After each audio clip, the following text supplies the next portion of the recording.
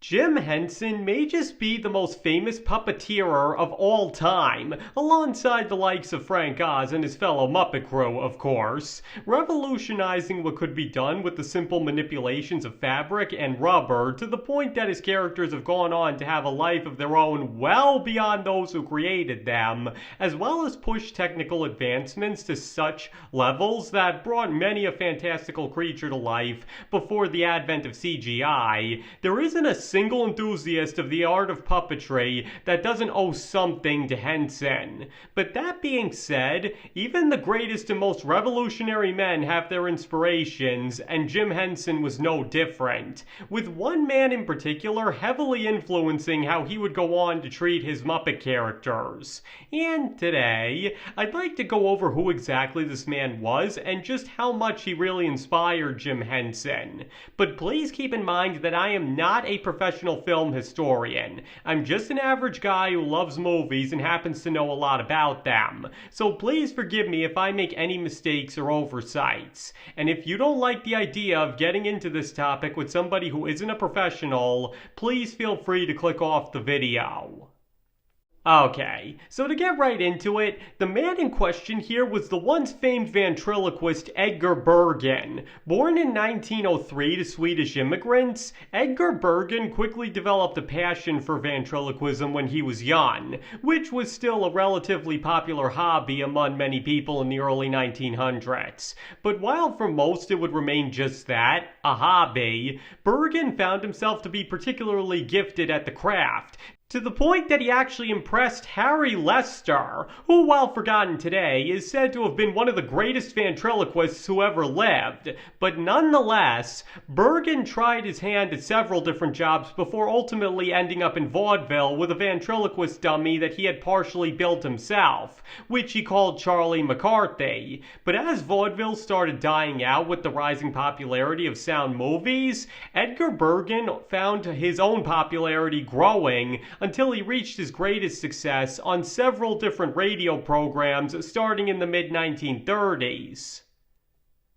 Now, while it baffled many both at the time and now that a ventriloquist would be popular on radio, since the audience could neither see the dummy nor Bergen, there was a particular reason why that was where he found his biggest success. Because Edgar Bergen was an amateur ventriloquist his whole life. He was never formally trained in the art of not moving his lips, and thus it was often obvious where the dummy's voice was really coming from.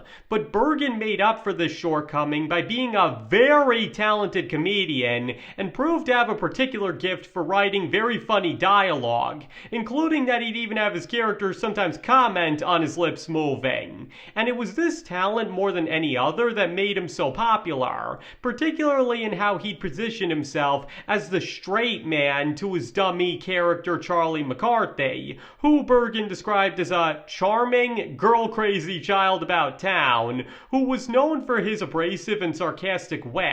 And it was Charlie McCarthy's characterization in particular that proved to be a huge hit with audiences, as the material Bergen came up with for him left them laughing every time, even after Bergen introduced other characters to his act, most notably the extremely dim-witted Mortimer Snerd.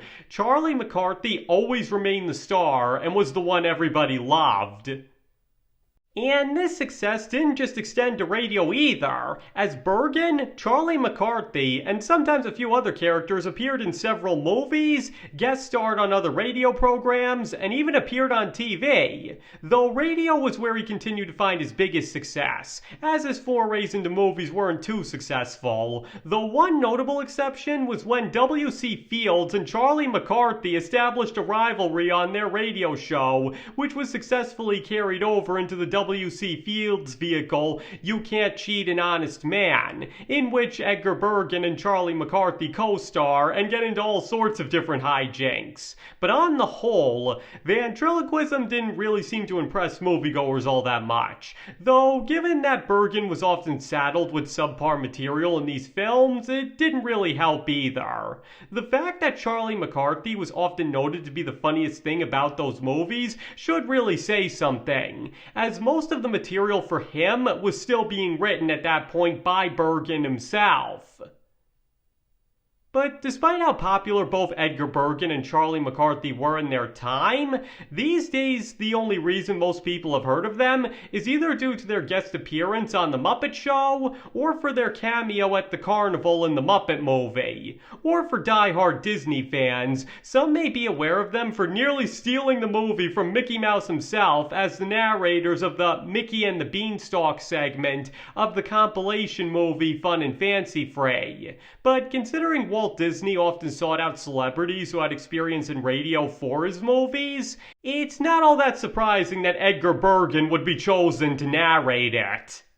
But despite being virtually forgotten now, it cannot be overstated just how big Bergen and especially Charlie McCarthy really were in their day. Bergen even received an honorary Academy Award in 1938 for creating Charlie McCarthy, and one that was carved out of wood at that. Which, yes, remains the only time such a statue was ever given out. But on top of that, he also received 3 stars on the Hollywood Walk of Fame for his contributions to the entertainment industry. And even towards the end of his life, when he decided to retire due to health problems, he was still well known enough that it received quite a bit of fanfare.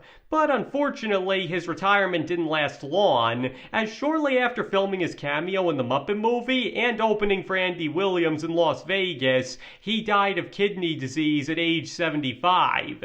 He left behind a wife and 2 children, and the Muppet movie ended up being dedicated to his memory. And as for Charlie McCarthy, shortly before Bergen died, he was donated to the Smithsonian Institute in Washington, D.C., where he remains to this day.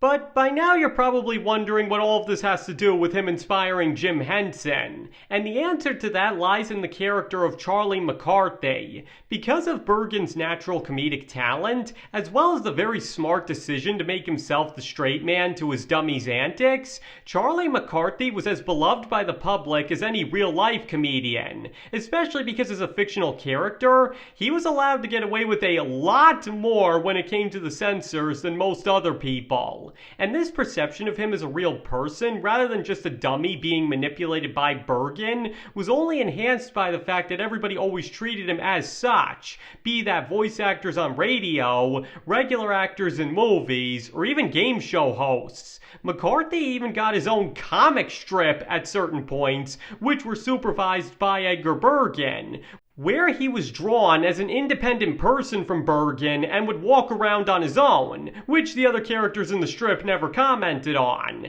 As far as most people were concerned, Charlie McCarthy was about as real as a fictional character could get, being comparable to somebody like Mickey Mouse, somebody that people know isn't real but have no problem treating as such. But it also went a little deeper than that as well.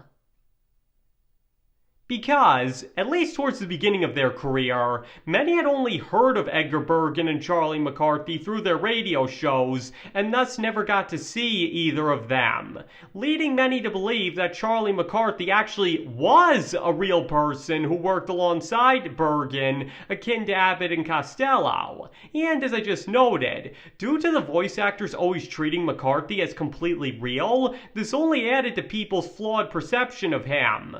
Seriously, many were often noted to be very surprised when they'd actually see Edgar Bergen perform and saw that Charlie McCarthy was only a ventriloquist dummy, to the point that they'd actually need to be convinced that McCarthy was indeed only a personality made up by Bergen and not an actual real-life person.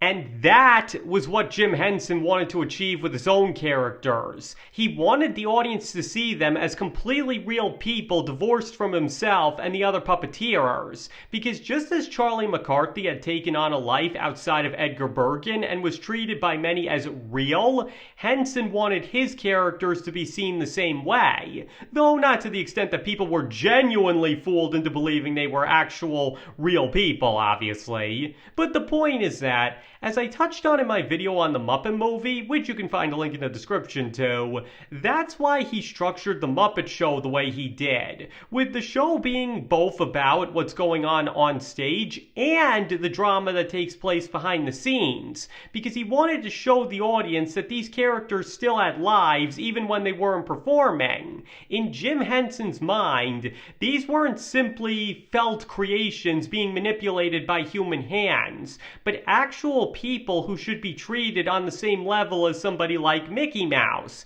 just as Charlie McCarthy had been.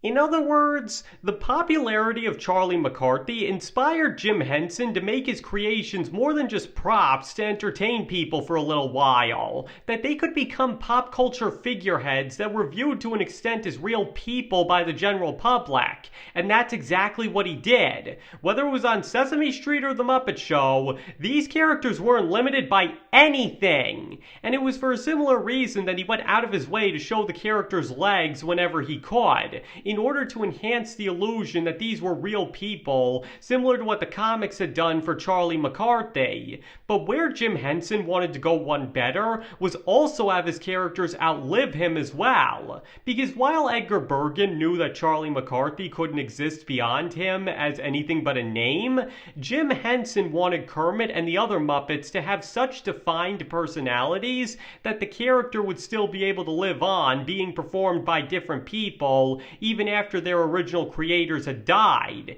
And notably, this was something that Frank Oz actually disagreed with him on, as he felt the characters should be retired with the people who created them. Though, as is unfortunately all too well known, due to Henson's premature death, he most certainly got his wish, with Frank Oz going along with it out of respect for his friend, because he knew that to continue using the characters after he died was exactly what he wanted. But either way, the point is that while Edgar Bergen wasn't that big of an influence on Jim Henson as far as actual puppeteering goes, with most of the technical aspects that he helped revolutionize coming either from him directly or elsewhere, where he was heavily inspired was in how he treated his character Charlie McCarthy and just how popular he became with the general public. As well as that it was the great material he used for the character that made him such a huge success, which was a lesson that Jim Henson made sure he applied throughout his entire career, as his innovations and characters were always backed up with good writing. So while he's basically forgotten today, Edgar Bergen's legacy still manages to live on, mostly by being the man who inspired Jim Henson to not only create a cast of colorful Muppet characters, but also have them live on until well after most of the people who originated them had died at that, which was something that he himself was unfortunately unable to do.